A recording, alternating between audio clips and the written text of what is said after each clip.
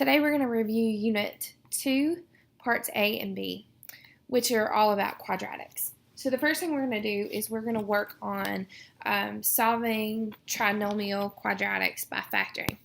And so on example number 1, you've got to solve the quadratic by factoring. You've got x squared minus 24x plus 62 equals negative 9x plus 6. So your first goal is to get everything all to one side.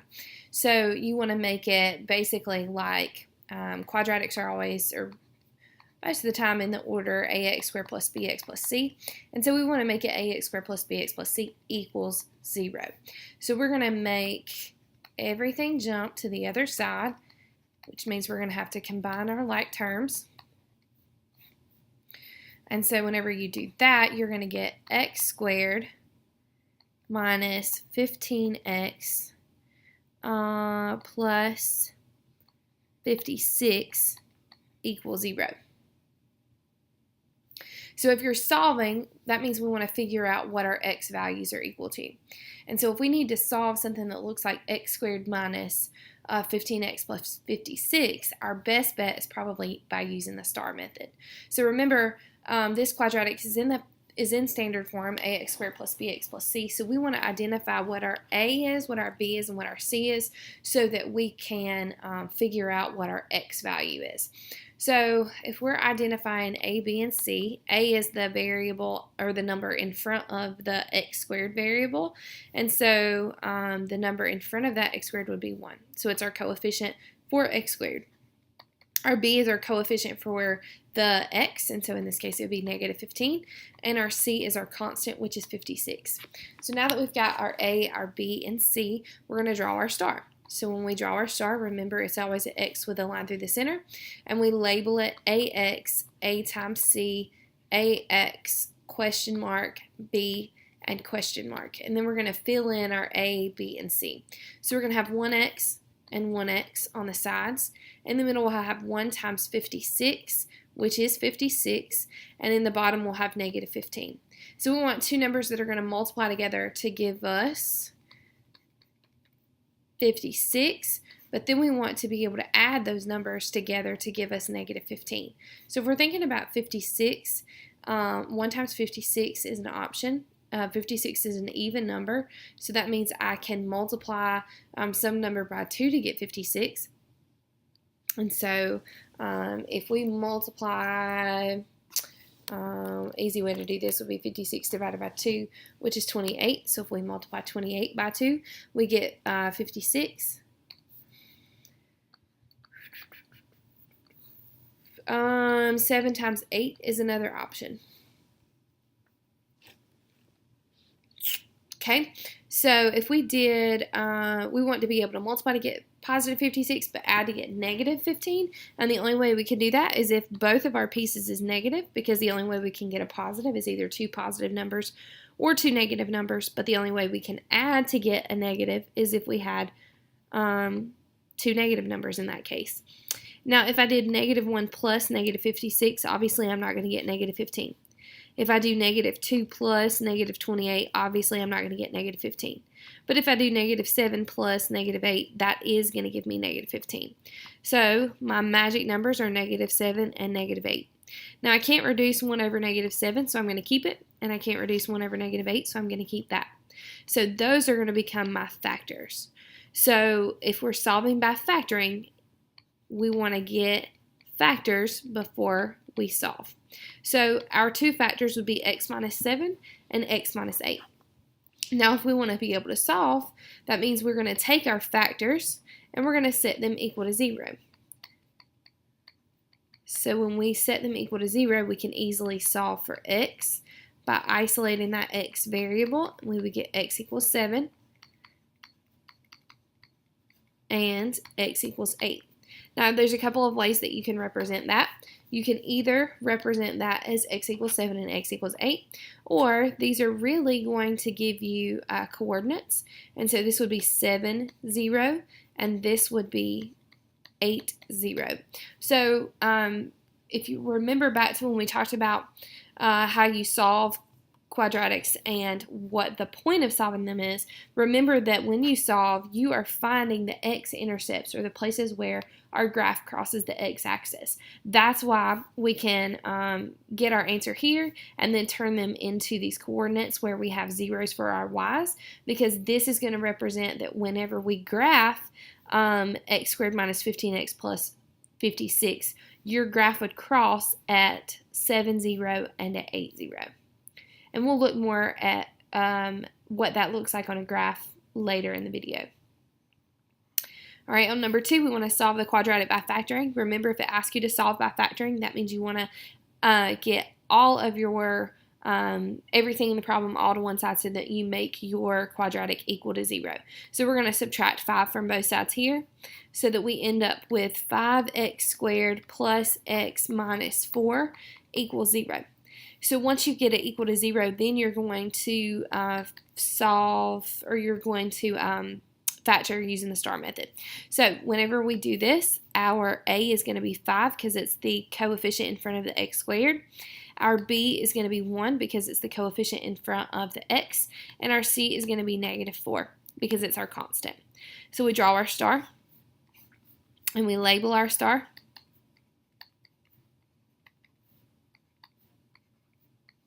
And then we fill in. So we know our a is 5, so we've got 5x on the sides.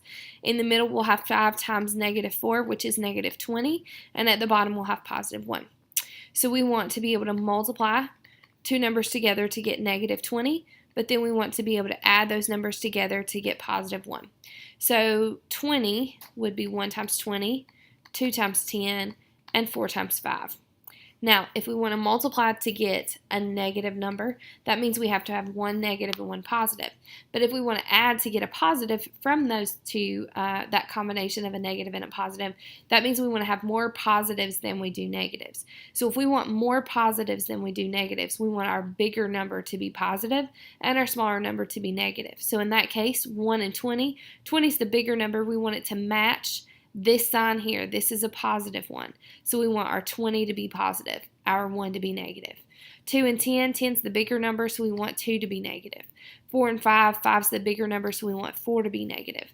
Now the only one that will add together, the only combination of numbers here in our multiply column that will add together to give us 1 would be negative 4 plus 5. And so that means our magic numbers are going to be 5 and negative 4. So you're going to try to reduce your size if you can. So on this one, I've got 5x over 5. So when we talk about reducing, that means we want to think of a number that we can divide the top and the bottom both by. So in this case, the 5 over 5 will reduce to 1x over 1. So we are going to use the 1x and the 1. The 5 and the negative 4, I can't divide 5 and negative 4 both by the same number, so we're going to leave it just like that. So when we factor this, we're going to end up with x plus 1 and 5x minus 4 as our factors. If we're solving by factoring, we're going to take these factors and set them equal to 0 so we can figure out what our x values would be that would make that possible. So we're going to subtract 1 here so that we get x equals negative 1. And here we're going to add 4 to both sides. So we end up with 5x equals 4. And then we're going to divide both sides by 5 so that we end up with x equals 4 over 5. So remember, your two answers would be x equals negative 1 and x equals 4 over 5. However, you might represent those as coordinates. So it would be negative 1, 0, and this one would be 4 over 5, 0.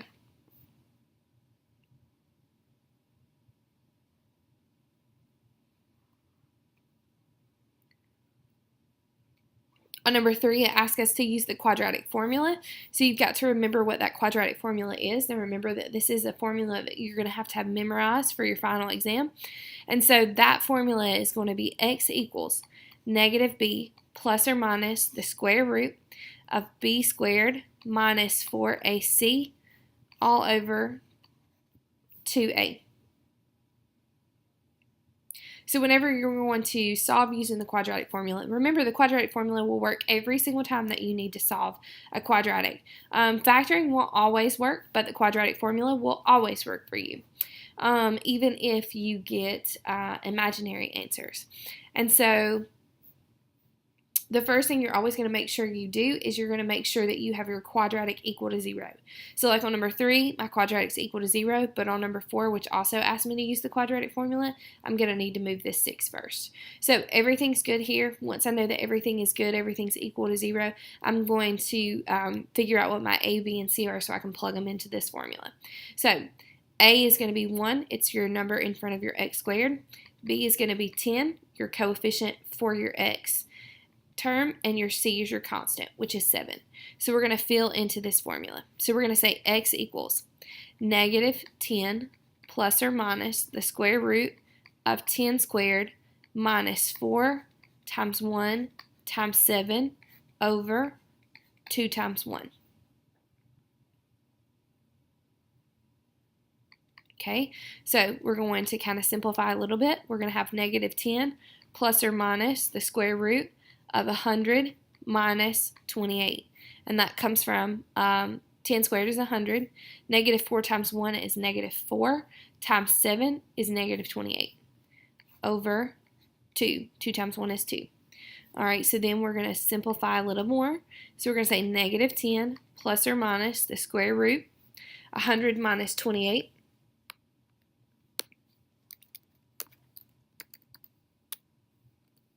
$72 over 2. Now, at this point, you need to deal with this square root. So we've got to think about 72. Well, 72 is not a perfect square. However, if I have 72, 72 would break down to 36 times 2. 36 would break down to 6 times 6. And I could break down this to 3 times 2 and 3 times 2, and then I bring this other 2 down. Remember, this is a square root, so if you'll think back to the review 0, we were always looking for whatever our index was. Our index here is a 2, so we're looking for groups of 2 numbers that are the same. So I have a group of 2's and I have a group of 3's. So if I have a group of 2's and a group of 3's, that means that this is going to become 3 times 2 with a square root of 2 inside. So square root of 72 will break down to 6 square roots of 2. So then I'm going to have negative 10 plus or minus 6 square roots of 2 over 2.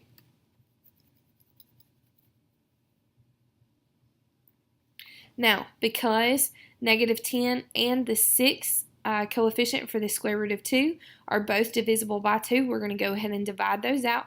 And so whenever we do that, we're going to end up with negative 5 plus or minus 3 square roots of 2.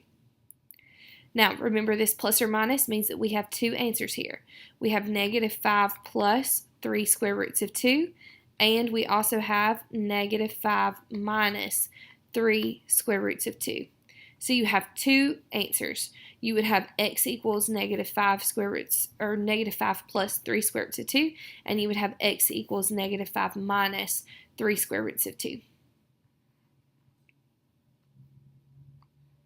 For number 4, our process is going to be pretty similar. The first thing we have to do, though, is jump over this negative 6. So whenever you do that, you're going to end up with x squared minus 3x minus 7 equals 0. So now we want to get our A, B, and C so that we can plug them into our formula. So we're going to have 1 as our A, B is negative 3, and C is negative 7. So remember, our formula is x equals negative b plus or minus the square root of b squared minus 4ac all over 2a. So now we're going to plug in. So we're going to have x equals, our b is negative in our formula, but our the b that we need to plug in is also negative. So we're going to have negative negative 3, which is going to change here in a minute. So negative negative 3 plus or minus the square root of negative 3 squared. Remember, if you're plugging this in the calculator, you want to make sure you got your parentheses around that negative 3 before you square it. Otherwise, your calculator is going to read it as 3 squared with the negative in front. So make sure you keep those parentheses there. Those are important. So negative 3 squared minus 4 times 1 times negative 7 over 2 times 1. So then we're going to have negative 3. We said that's a positive 3 plus or minus the square root. Negative 3 squared would be 9. Negative 4 times 1 is negative 4 times negative 7 is 28 over 2. So we're going to keep simplifying. It's going to be 3 plus or minus the square root of 37 over 2. 37 is not a perfect square. Also, 37 will not break down because 37 is a prime number. So that means that our two answers will be x equals 3 plus the square root of 37 over 2, and x equals 3 minus the square root of 37 over 2.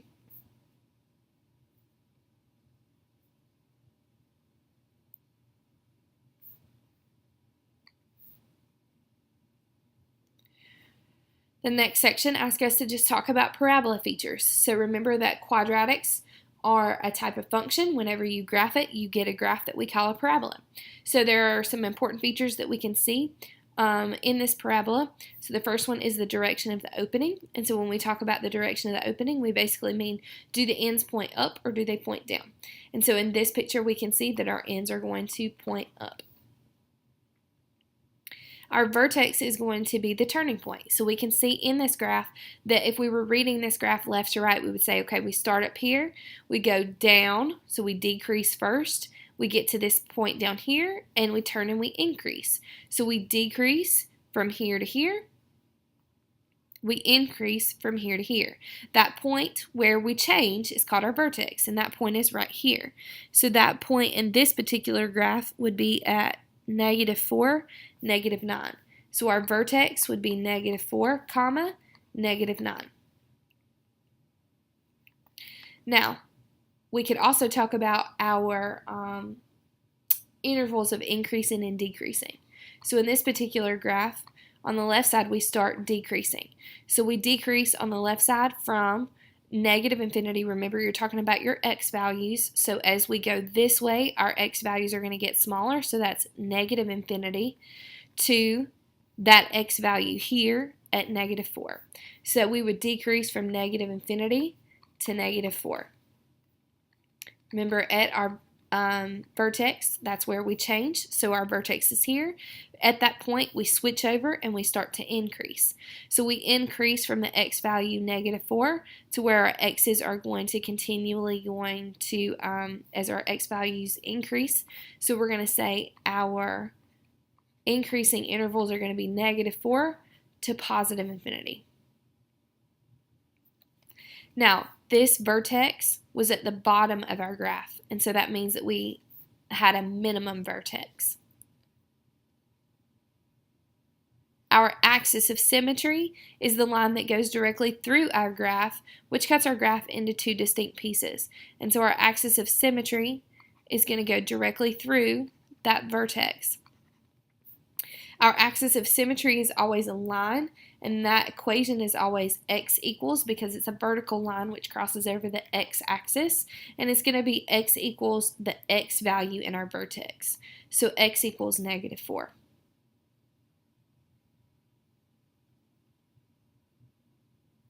Our y-intercept is the piece of the graph that crosses the y-axis, and so you can see that it looks like we cross the y-axis here at +7. So our y-intercept would be 0, 7, or you might just see it as y equals 7.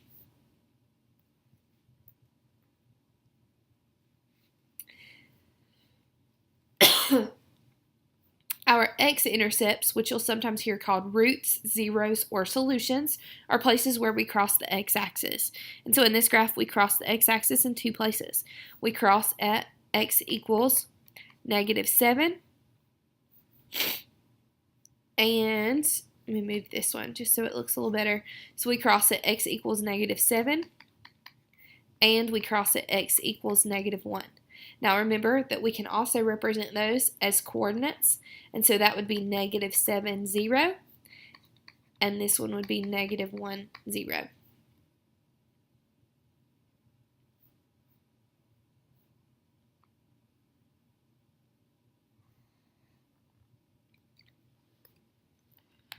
Next, we're going to talk about how you go from what we call factored form to standard form. In our factored form, you'll know it's factored because you'll see parentheses.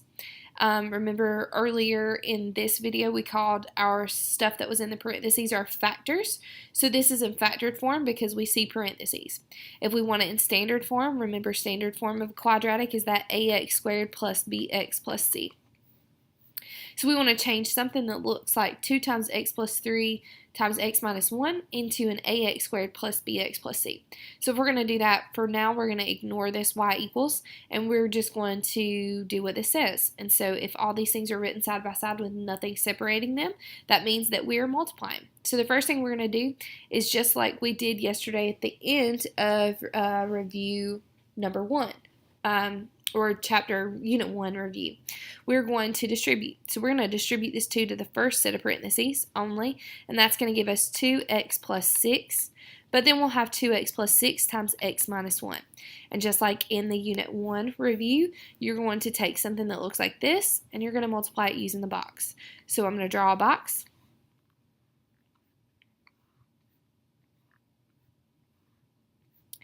And label the box. And multiply inside the box. So 2x times x gives us 2x squared. 2x times negative 1 is negative 2x. 6 times x is 6x. And 6 times negative 1 is negative 6. Then you're going to take everything out of the box. So 2x squared minus 2x plus 6x minus 6. And you're going to combine your like terms, so that you get 2x squared plus 4x minus 6. And so your final answer would be y equals 2x squared plus 4x minus 6.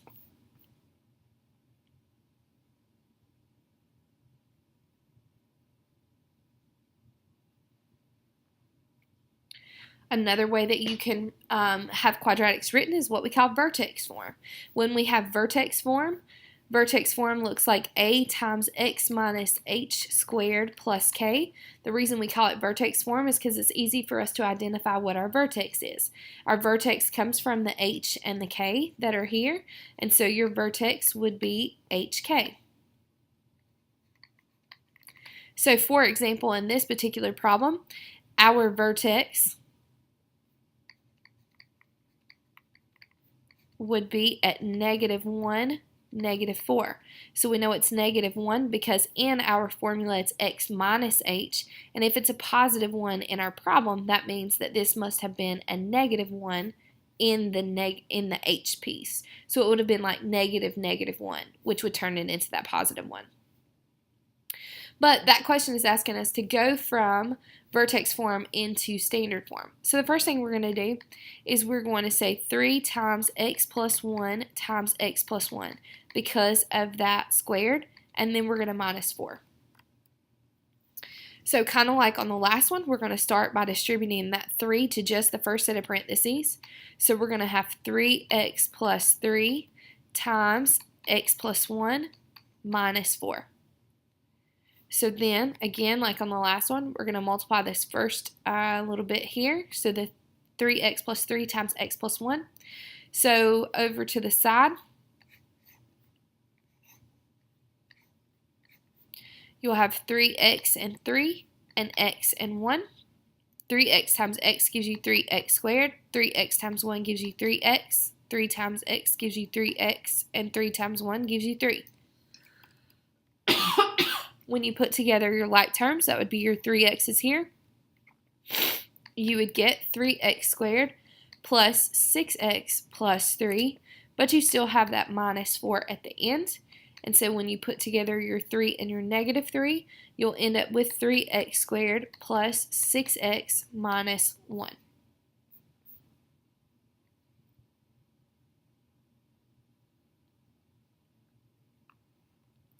And the very last one asks us to go from standard form to vertex form. Remember, in vertex form, that would be making our equation look like a times x minus h squared plus k. The only way to go from standard form to vertex form is doing something called completing the square. So what we're going to do is take something that looks like this, and we're going to rewrite it so that we end up with a piece that's squared. So the first thing you have to do with something that looks like this is you're going to take it, set it equal to 0. We want to get this 6 to go to the other side. So we're going to subtract 6 from both sides. So whenever we do that, we're going to end up with x squared plus 9x equals negative 6. Now, what we're going to do is we're going to rewrite this piece so that we add something to both sides so that we can keep it balanced. But our goal is to try to rewrite this left side as something squared. So we've got to figure out what we can add here that we can rewrite this to make it something squared. So to be able to figure out what we're going to add in this place, we're going to take our b value, which is 9, and we're always going to do b divided by 2 and then square it. So our b is 9. So we're going to do 9 divided by 2 and square it. So 9 divided by 2 squared would look like 9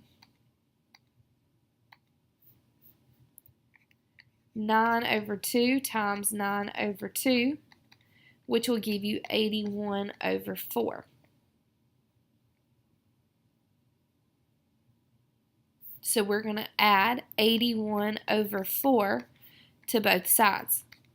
Now remember, the whole reason we did that is so we could rewrite this left side as something squared. So the way that we can get that something squared is we're going to do x plus whatever you have in your parentheses here. So x plus 9 over 2 equals, and then we've got to deal with negative 6 plus 81 over 4. So in order to be able to add a whole number and a fraction, you've got to be able to have a common denominator. So I'm going to go over to the side, and I'm going to change this negative 6 into something over 4 so that I have a common denominator with that fraction. So this was originally over 1. To go from 1 to 4, you would have had to multiply by 4. So we're going to multiply that 6 by 4 on the top as well. So we're going to get negative 24 over 4. So we'll have negative 24 over 4 plus 81 over 4. So the left side is going to stay as it is, but the right side is going to change. And so we would have negative 24 plus 81 over 4. We're going to keep that over 4 on the bottom, and we're just going to do negative 24 plus 81. And so whenever you do that, you get 57. So 57 over 4.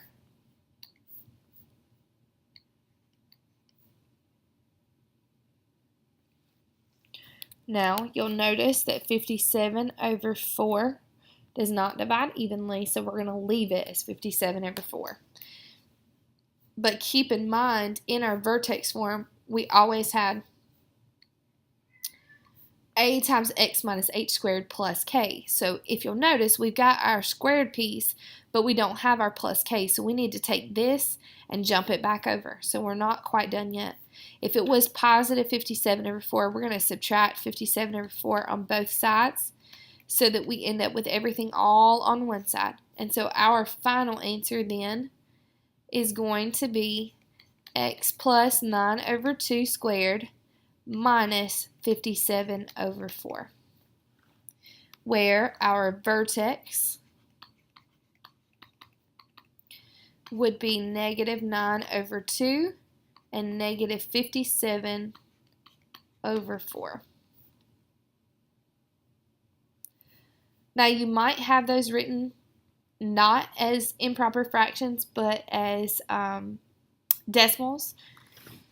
And so negative 9 over 2, if you divided negative 9 by 2, you would get negative 4.5.